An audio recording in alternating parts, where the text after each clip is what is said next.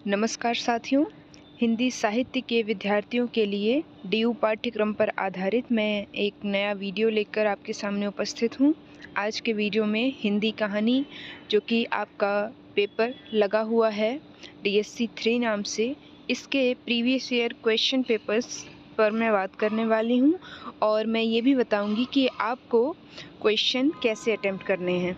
तो बिना समय ज़ाया किए बात कर लेते हैं।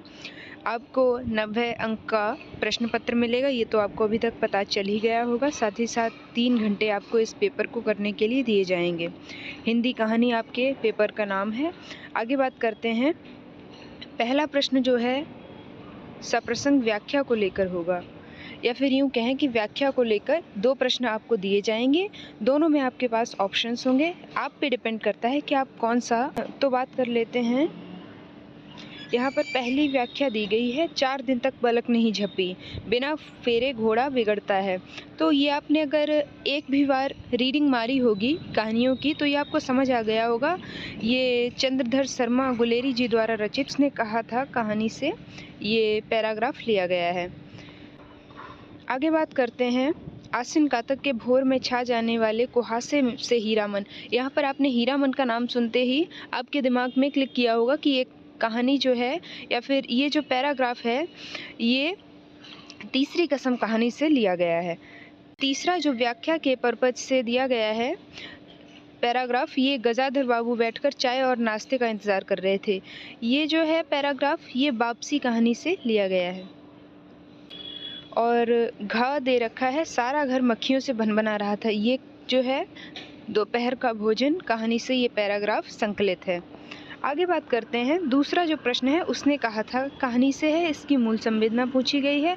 इसके बाद है तत्वों के आधार पर तीसरी कसम कहानी का विश्लेषण कीजिए। तीसरा प्रश्न जो है वारिस कहानी का सार लिखने के लिए दिया गया है और अथवा में दोपहर का भोजन कहानी के कथ्य को उद्घाटित करना है। चौथा प्रश्न है तीसरी कसम कहानी में निहित प्रेम के स्वरूप को स्पष्ट कीजिए। और अथवा में है पारिवारिक मूल्यों के विघटन के स्वरूप में वापसी कहानी की समीक्षा कीजिए। पांचवा प्रश्न टिप्पणी परक होगा। इसमें आपको 4 ऑप्शंस मिलेंगे जिनमें से आपको 2 चूज़ करने हैं। जो आपको सबसे बेहतर तरीके से लगता है कि आप इनका उत्तर लिखने में सक्षम हैं तो उन्हीं ऑप्शंस को आप टिप्पणी के लिए चूज़ करिएगा। तो यहाँ पर घुसपैठिए कहानी का मूल भाव दिया गया है और हीरामन का चरित्र चित्रण करने के लिए पूछा गया है। सिद्धेश्वरी जो कि दोपहर का भोजन कहानी की मूल पात्र है, उनका चरित्र चित्रण करने के लिए कहा गया है। और अंतिम है पंच परमेश्वर कहानी का शिल्प।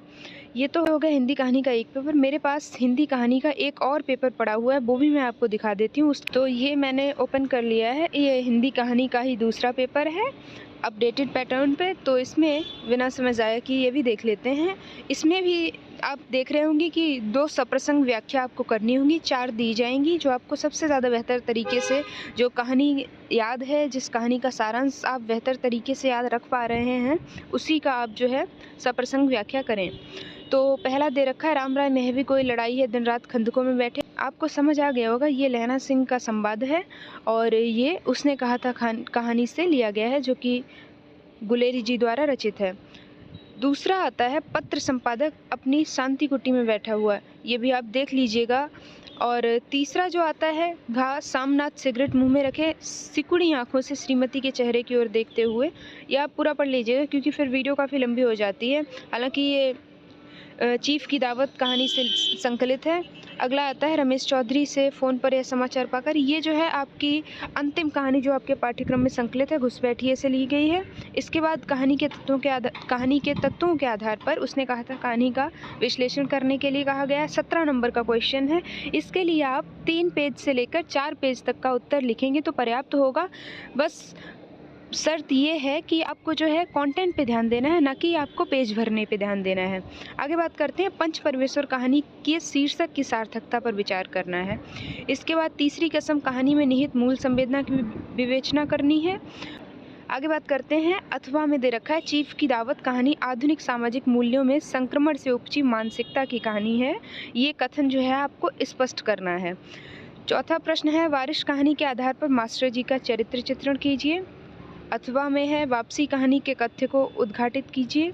कथ्य यानी कि उसमें मूल भाव क्या निहित है, उस बात पर आपको जो है ध्यान देकर उत्तर अपना लिखना होता है। 5वां प्रश्न टिप्पणी परक होगा, तो इसमें भी आपको 4 ऑप्शंस मिलेंगे, जिनमें से 2 आपको ऑप्ट आउट करने हैं, जो कि आपको सबसे बेहतर तरीके से जिनका उत्तर लिखने में आप सक्षम हैं।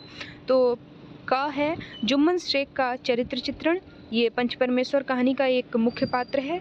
तीसरी कसम कहानी की भाषा शैली, दोपहर का भोजन कहानी का सार और घुसपैठिए कहानी का शिल्प।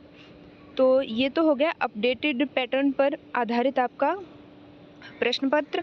बाकी जो पुराने प्रश्न पत्र रहे हैं, जब 75 अंक का प्रश्न पत्र हुआ करता था, अगर आपको वो भी चाहिए है तो आप कमेंट सेक्शन में बता दीजिएगा, मैं वो भी आपके समक्ष लेके उपस्थित हो जाऊंगी। मेरे पास आई थिंक 2 या 3 पेपर्स पड़े हुए हैं पुराने पैटर्न पर आधारित। हालांकि सिलेबस चेंज हो चुका है, तो उसमें से कुछ एक क्वेश्चंस जो हैं वो आपके सिलेबस से नहीं होंगे, कुछ एक होंगे भी। तो वैसे तो मैं खुद ही से वीडियो बना दूंगी। बाकी अगर आपको अभी भी कोई क्वेरी है, हालांकि हिंदी कहानी का पेपर जो है बाकियों की तुलना में इजी होता है, फिर भी अगर आपको किसी भी तरह का कोई भी डाउट है, किसी भी तरह का कोई भी क्वेश्चन कि आपको कैसे लिखना है या फिर किस तरह के क्वेश्चंस पूछे जाते रहे हैं विगत वर्षों में हिंदी कहानी के प्रश्न पत्रों में, तो आप मुझे समय से कमेंट सेक्शन में बता दीजिएगा, ताकि मैं टाइमली आपके सामने वीडियो लेकर उपस्थित हो जाऊं और आपका समय भी ज़ाया ना हो और आप समय रहते अपने परीक्षा की तैयारी जो है काफ़ी बेहतर तरीके से कर पाएँ। बाकी चैनल से जुड़े रहने के लिए चैनल को सब्सक्राइब ज़रूर करें, वीडियो को लाइक करें, अपने दोस्तों के साथ में शेयर ज़रूर करें, क्योंकि बहुत मेहनत लगती है वीडियो बनाने में। और किसी भी तरह का कोई डाउट आता है, बिना झिझक के आप मुझसे पूछ सकते हैं, मैं सबके कमेंट्स का रिप्लाई करती हूँ। बाकी वीडियो देखने के लिए आपका बहुत बहुत शुक्रिया।